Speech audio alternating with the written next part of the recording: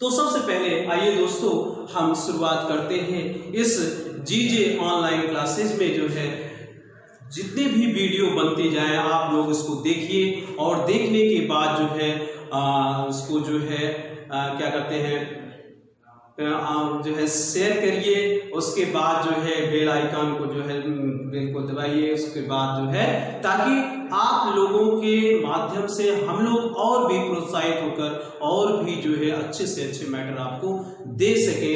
Video देखने के बाद आप जो है कमेंट लिखना या फिर जो है उसको बेल को जो है दबाना न भूलिएगा। तो दोस्तों आइए हम इस ऑनलाइन क्लास में जो है सबसे पहले जो शुरुआत करते हैं वह इतिहास।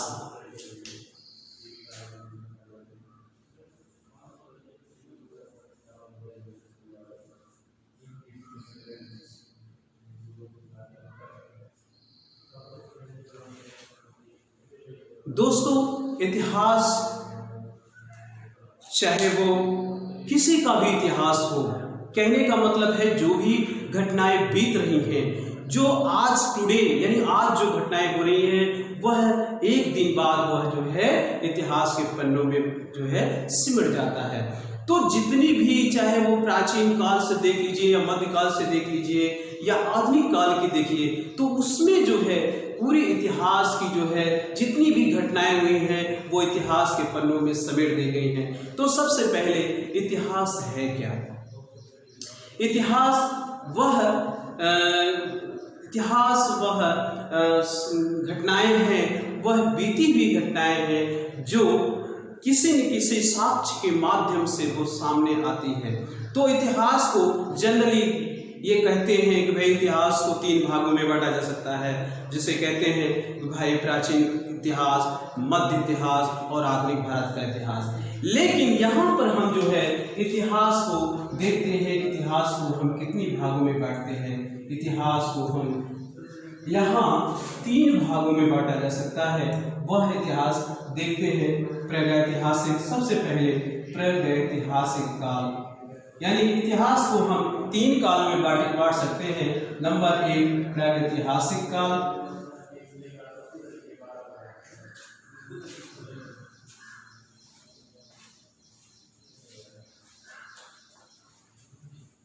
दूसरा है आद्य ऐतिहासिक काल,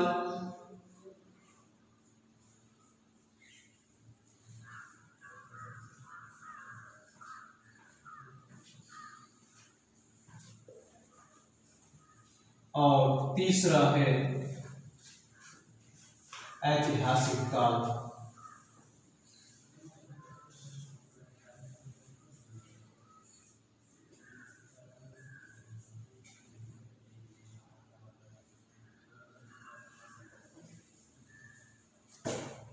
अब प्रश्न उठता है कि प्रागैतिहासिक काल क्या है, आद्य ऐतिहासिक काल है और ऐतिहासिक काल क्या है। तो प्रागैतिहासिक काल वह काल होता है जहां पर कोई लिखित साक्ष्य नहीं मिलते हैं, उसे जो है प्रागैतिहासिक काल कहते हैं। तो इसमें लिखेंगे कि लिखित साक्ष्य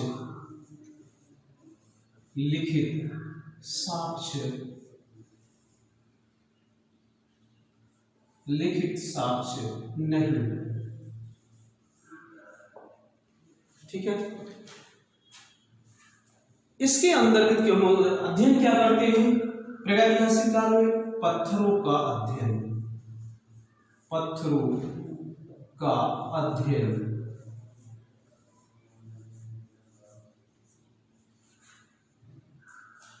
दूसरा है आद्य ऐतिहासिक काल।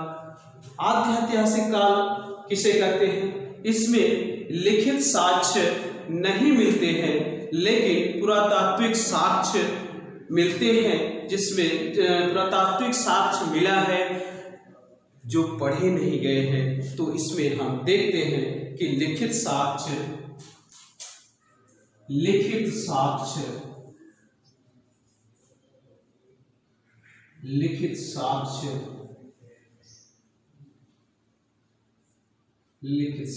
है परंतु पढ़े नहीं गए, यानी पढ़े नहीं जा सके हैं ऐसे जो है आदि ऐतिहासिक काल पढ़े नहीं जा सके।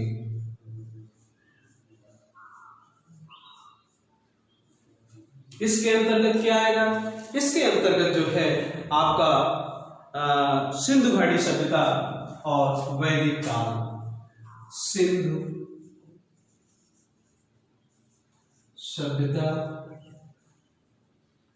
व वैदिक काल को रखा जा सकता है।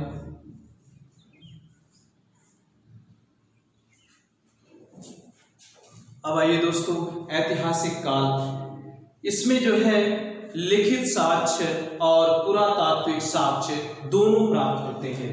यानी ऐतिहासिक काल में लिखित साक्ष्य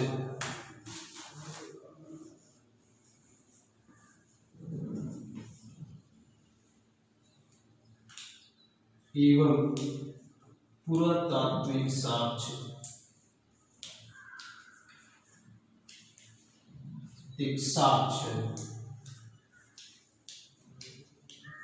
दोनों प्राप्त होते हैं।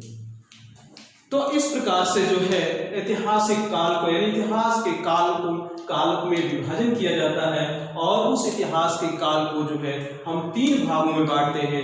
एक जो है प्रागैतिहासिक काल, आद्य ऐतिहासिक काल और उसके बाद ऐतिहासिक काल आता है। अब यहाँ पर हम देखते हैं कि प्रागैतिहासिक काल, इसे जो है पत्थरों का काल भी कहा जाता है, यानी इसे हम पाषाण काल भी कहते हैं।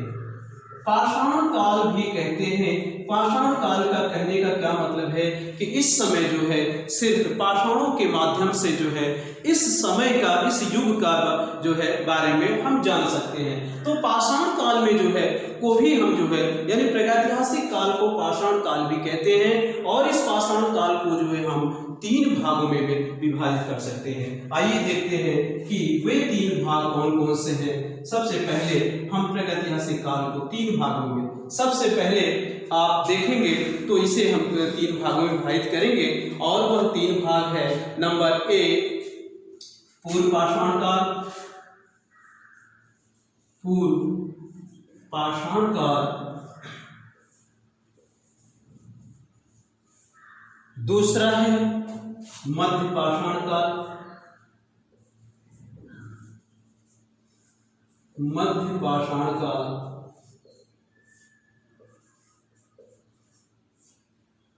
तीसरा है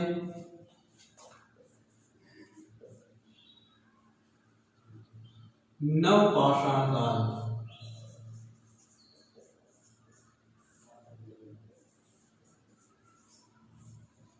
दोस्तों, पूर्व पाषाण काल के बारे में जो है यहाँ इसका काल क्या, कब इसका समय है, किस समय जो है पूर्व पाषाण काल आया, किस समय मध्य पाषाण काल आया और किस समय जो है नव पाषाण काल आया है, इसको हम देखेंगे। तो पूर्व पाषाण काल को जो है हम यहाँ पर जो है इनका जो समय है वह है 5 लाख वर्ष पूर्व से लेकर 5 लाख वर्ष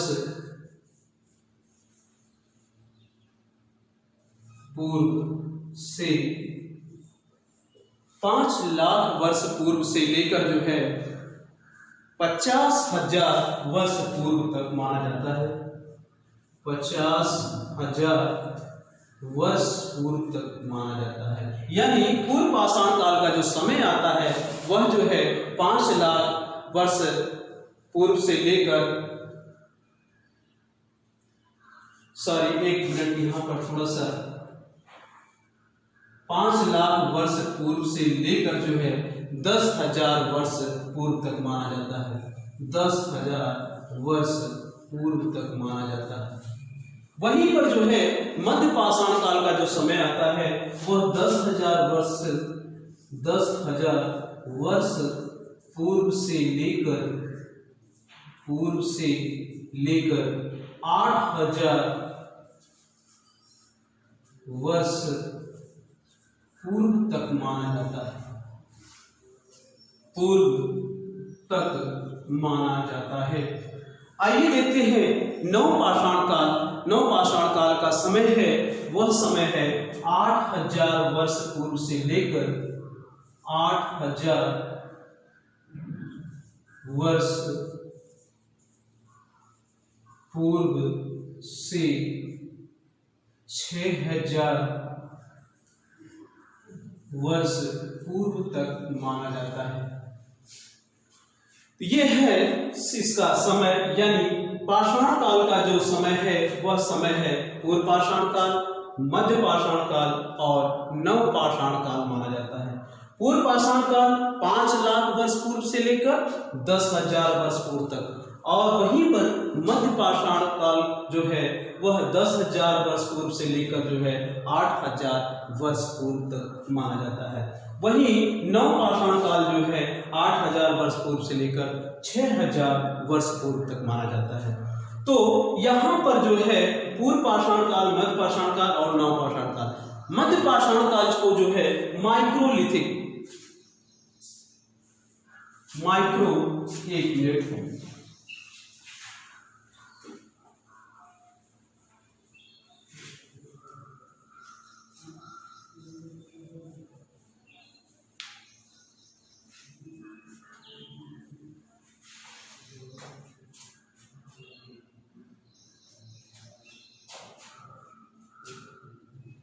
मध्य पाषाण काल, मध्य पाषाण काल, मध्य पाषाण काल को जो है माइक्रोलिथिक, माइक्रोलिथिक काल भी, माइक्रोलिथिक काल कहा जाता है। ऐसा क्यों? माइक्रोलिथिक काल इसलिए कहा जाता है कि इस समय के औजार, यानी पूर्व पाषाण काल के जो औजार थे उसका आकार जो है अब धीरे धीरे छोटा हो गया। जहां पर आप देखेंगे पूर्व पाषाण काल में बड़े बड़े डगरों का जो है निर्माण होता था, यानी जो आदि मानव हुआ करते थे वो आदि मानव जो है बड़े बड़े डगरों का, यानी कहने का मतलब है वो जब शिकार करते थे तो बड़े बड़े औजारों यानी बड़े बड़े पत्थरों को जो है से फेंक कर उसका जो है अपना जो है शिकार किया करते थे। लेकिन धीरे धीरे समय बदलता गया, आदि मानव जब मध्य पाषाण काल में पहुंचते हैं तो वहां पर जो है औजार इनके जो है धीरे धीरे जो है छोटे हो गए, यानी वह पाषाण जो है अब इस प्रकार से होने लगा, यानी बनने लगा। इसलिए इस काल को माइक्रोलिथिक काल भी कहा जाता है। यहाँ पर प्रश्न आपका बनता है, यह प्रश्न आपसे बराबर पूछा जाता है कि माइक्रोलिथिक काल किसे कहा जाता है, तो उस काल को जो है मध्य पाषाण काल कहा जाता है, यानी मध्य पाषाण काल को माइक्रोलिथिक काल भी कहा जाता है। ठीक है। दूसरी बात यहाँ पर देखेंगे कि पाषाण काल को गार्डन चाइल्ड ने क्रांति काल का भी कहा गया, यानी नव पाषाण काल, नव पाषाण काल को गार्डन चाइल्ड ने, किसने कहा? गार्डन चाइल्ड ने एक नाम रखा, गार्डन चाइल्ड ने इसका नाम रखा क्रांतिक काल। दोस्तों, क्रांतिक काल क्यों कहा गया? क्रांतिक काल क्यों कहा गया? क्रांतिक काल इसलिए कहा गया कि यहां तक आते आते यानी पाषाणों में भी परिवर्तन हो गया। ये जंगलों में जो रहा करते थे ये बाद में चलकर नदियों के किनारे आने शुरू हुए, और नदियों के किनारे जब पहुंचने शुरू हुए तो वहां पर इन्हें कृषि का ज्ञान भी होने लगा, और वो जो समूह के रूप में रहा करते थे वो नदियों के किनारे आकर जो है एक दूसरे के साथ भाव विचार अपने जो है भाषाओं में, अपनी जो है क्या कहते हैं अपने खान पान में भी परिवर्तन होने लगे। यहाँ पर यानी मध्य पाषाण काल में अगर आप देखेंगे तो मध्य पाषाण काल में एक नई बात आती है, वह बात जहाँ पर आप पूर्व पाषाण काल में यहाँ देखेंगे कि पूर्व पाषाण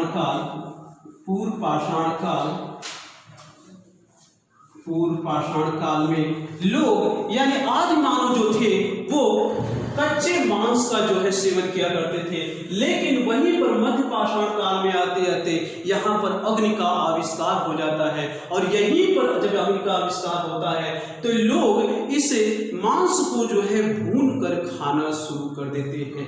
यहाँ पर हम एक चीज और परिवर्तन देखते हैं कि जहाँ पर मानव गुफाओं में जंग और पेड़ों के टहनियों पर जो है बसा करते थे, वहीं पर ये मध्य पाषाण काल में आते आते इनमें एक परिवर्तन आता है। लोग एक दूसरे से दूरी बनाकर जहां पूर्व पाषाण काल में रहते थे, वहीं पर मध्य पाषाण काल में जो है एक दूसरे के करीब आने शुरू हुए। उनमें सामाजिकता की भावना आई, वैचारिकता की भावना आई। उनमें जो है और क्या परिवर्तन आया, उनमें एक साथ मिलकर शिकार करने की भी भावना प्रबल होती है। फिर आगे चलकर जब इन्होंने अग्नि का आविष्कार किया तो मांस को भी भूनकर खाना शुरू किया और इन्हें सर्दी में जो है इस अग्नि का जो है तापने का भी जो है कार्य शुरू हुआ। यहाँ पर जो है जो बड़े बड़े औजार थे वो छोटे औजार में परिवर्तन हुए, ताकि दूर तक जो है वो दूर से आते हुए बड़े बड़े हिंसक जानवरों को मार कर जो है खाना मतलब मार कर खा सके। और यहाँ पर जो है कंदमूल भी खाया करते थे। लेकिन जो परिवर्तन आप देखते हैं वह नव पाषाण काल में परिवर्तन देखते हैं। नव पाषाण काल में जो है क्या करते हैं, यहाँ पर लोग जो है कृषि कार्य करना सीख गए थे, यानी कृषि करना भी सीख गए। क्यों? क्योंकि यहाँ पर जंगलों में जो है जो छोटे छोटे जंगली जो है क्या कहते हैं कृषि यानी फल वगैरह थे, ये लोग खाकर जो है जब छोड़ देते थे या फेंक देते थे, तो वहां पर देखे इन्होंने देखा कि वहां पर कुछ अंकुरण हुआ। तो धीरे धीरे इनमें जो है एक समझ आती है, और वह समझ आती है बाद में चलकर वो जंगलों को साफ करते हैं। साफ करने के बाद उसमें जो है गुड़ाई जुताई करते हैं। तो यहाँ पर जो औजार आपने देखा वह जो है पाषाण से बना हुआ यानी पाषाण से बना हुआ औजार था। और बाद में चलकर माइक्रोलिथिक से यानी छोटे औजार, माइक्रो मतलब छोटा होता है, और छोटे औजार से जो है यहाँ पर उससे भी सूक्ष्म जो है औजार बनने शुरू हुए। और वो औजार इस प्रकार के बनने शुरू हुए, और ये तिरछे और सीधे औजार बनने शुरू हुए। उसमें कई प्रकार के ऐसे छोटे छोटे औजार जो है सामने आने लगे।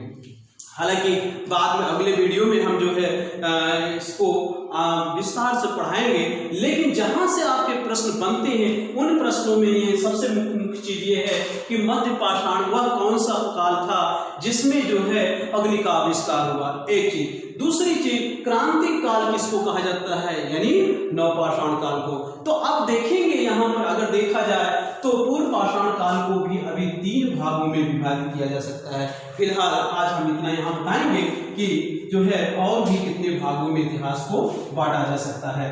तो यहाँ पर हम देखेंगे पूर्व पाषाण काल को भी जो है 3 भागों में बांटा गया है, और वह है देख लेंगे यहाँ पर हम दिखाएंगे कि 3 काल में से विभाजित किया गया है। और वह काल है वह है निम्न पुरा पाषाण काल, निम्न पुरा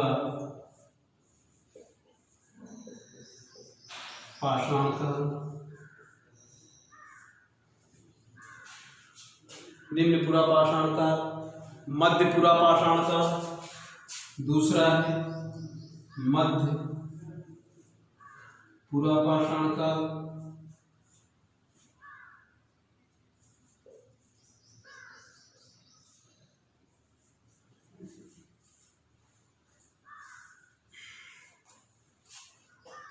निम्न पुरा पाषाण काल, मध्य पुरा पाषाण काल, और तीसरा है उच्च पुरा पाषाण काल। तीसरा भाग जो आता है वह आता है उच्च पुरा पाषाण काल।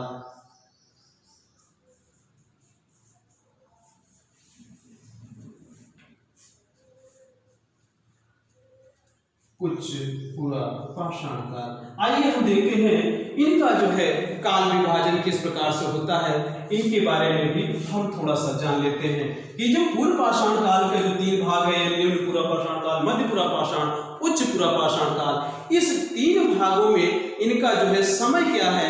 पहला काल यानी निम्न पुरा पाषाण काल का है 5 लाख से लेकर जो है 50,000 वर्ष, 50,000 वर्ष पूर्व माना जाता है।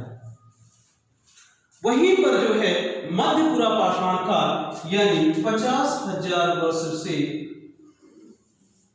50,000 वर्ष से लेकर 40,000 वर्ष पूर्व तक माना जाता है। 40,000 वर्ष पूर्व तक माना जाता है। अब आइए दोस्तों 40,000 से लेकर 40,000 यानी उच्च पुरा पाषाण काल तक आते आते यह समय हो जाता है 40,000 वर्ष पूर्व से लेकर 10,000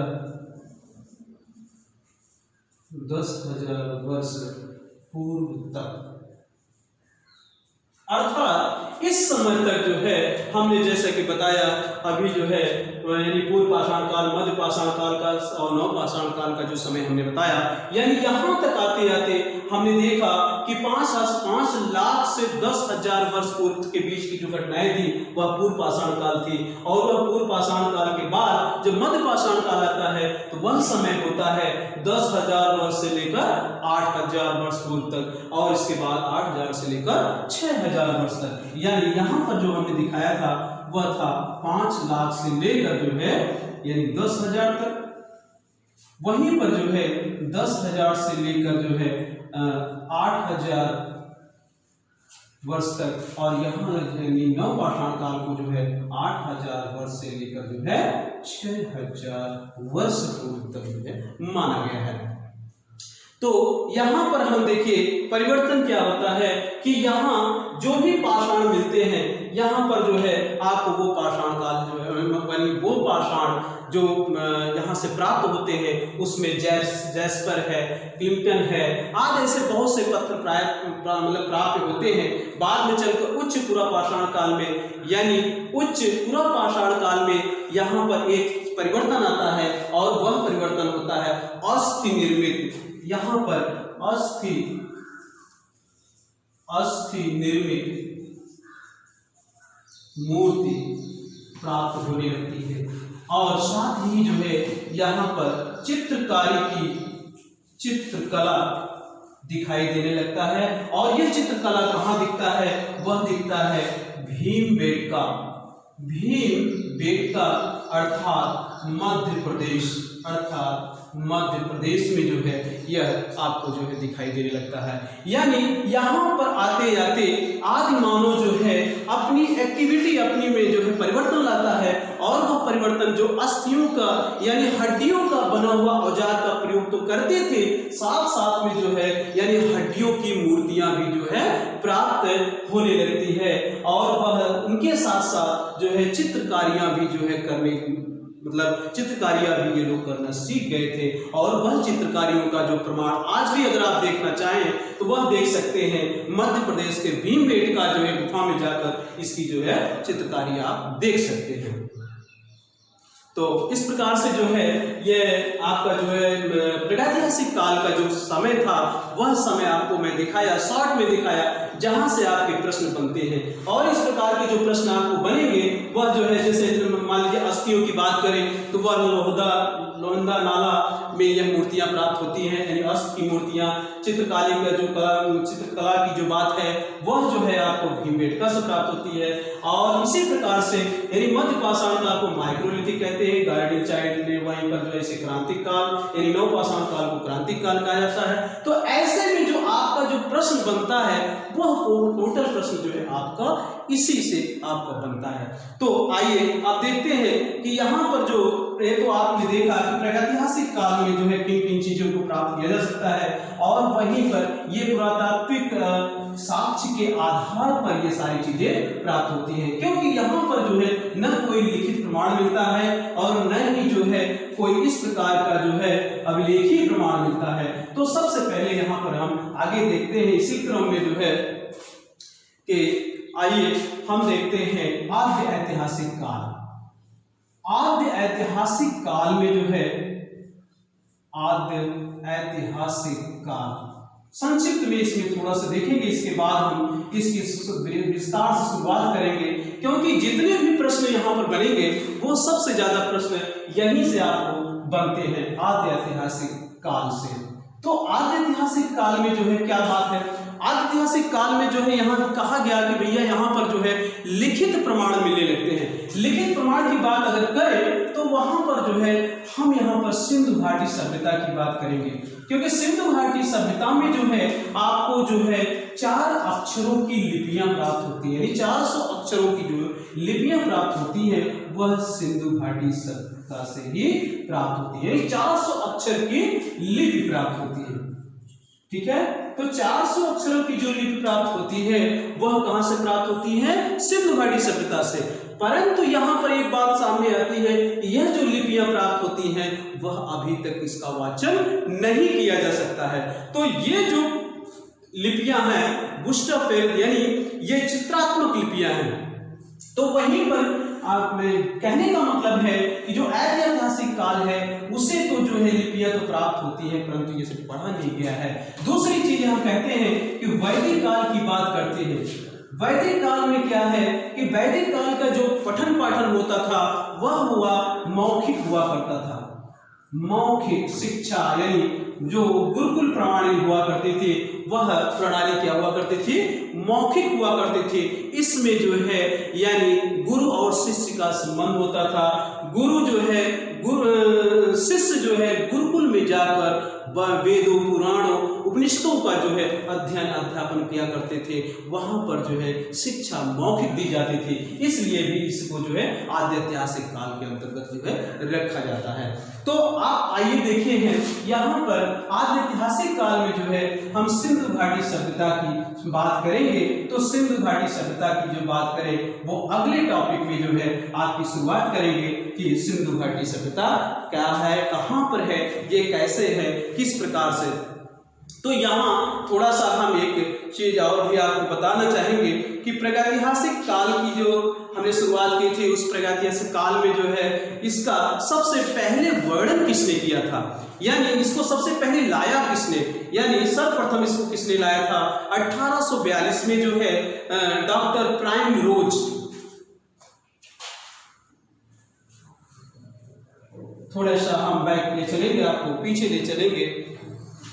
प्रागैतिहासिक काल में पुनः प्रागैतिहासिक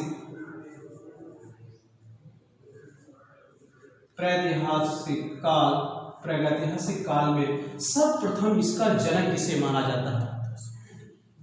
सर्वप्रथम इसका जनक किसे माना जाता है? सबसे पहले हम देखेंगे 1842 में डॉक्टर प्राइमरोज, डॉक्टर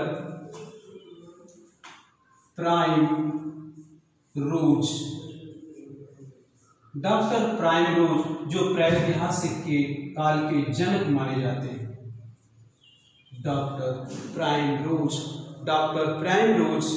जो प्रागैतिहासिक काल के जनक माने जाते हैं, इनके द्वारा कर्नाटक में लिंग सुंगूर,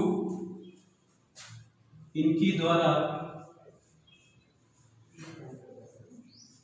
कर्नाटक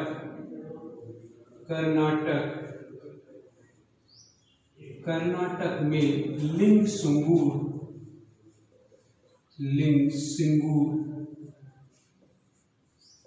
नामक स्थल से, लिंग सिंगूर नामक स्थान पर प्रथम बार पाषाण उपकरण प्राप्त किया था। लिंग सिंगूर नामक स्थान से प्रथम बार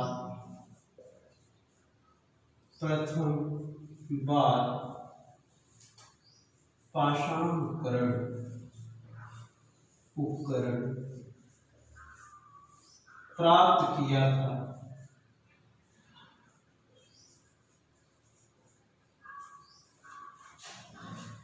(1853) में जॉन इवांस महोदय द्वारा 1853 में जॉन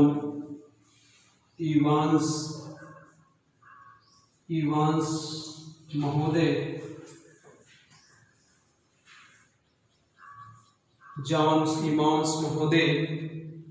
द्वारा मध्य प्रदेश की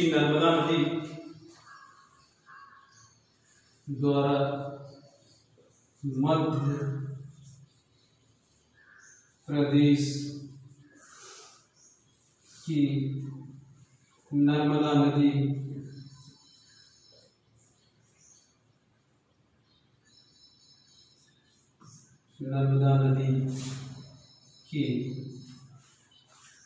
नर्मदा नदी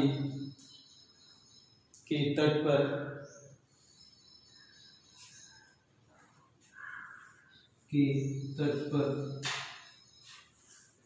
टी नरसिंह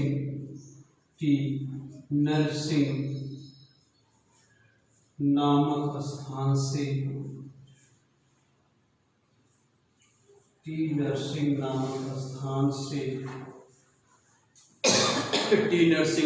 स्थान से उपकरण प्राप्त किया।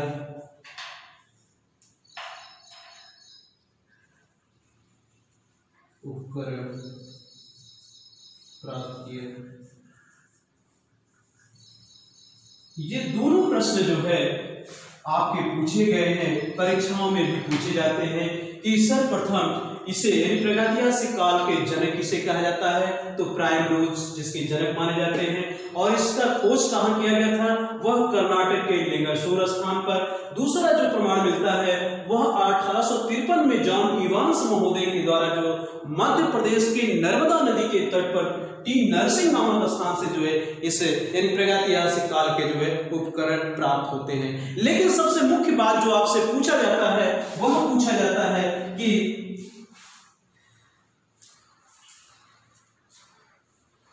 1863 ईस्वी में रॉबर्ट जॉन फ्रूट्स 1863 ईस्वी में रॉबर्ट ब्रूस फूट। तीसरा है 1863 ईस्वी में रॉबर्ट ब्रूस फूट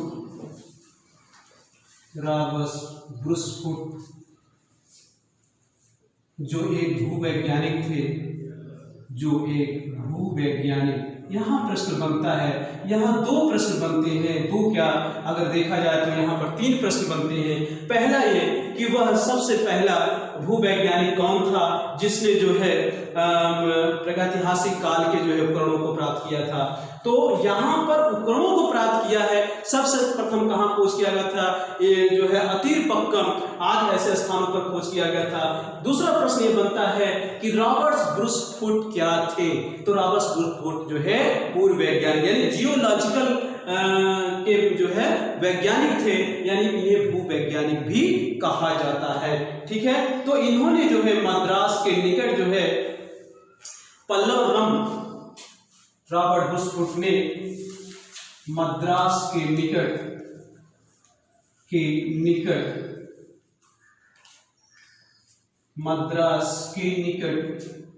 पल्लवरम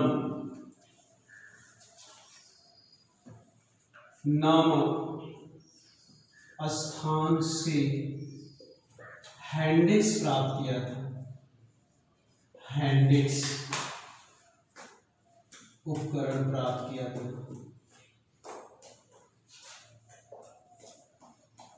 तो इस तरह से आज के ये क्लास इतना ही।